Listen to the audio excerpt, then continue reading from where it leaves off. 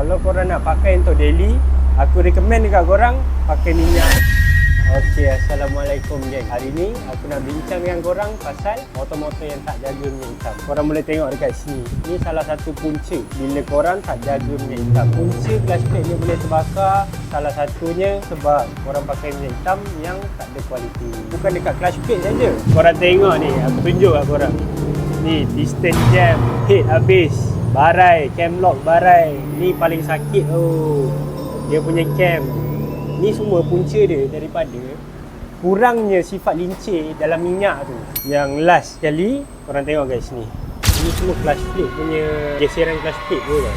Kalau korang nak pakai untuk daily, aku recommend dekat korang pakai minyak semi. E500 ni, even 1550 semi, dia dah ada Easter. Itu yang special dia. Daripada korang nak pakai minyak mineral, baik korang pakai minyak ni. Harga tak mahal sangat, mampu minyak. Dan yang paling penting, minyak dia ada bau.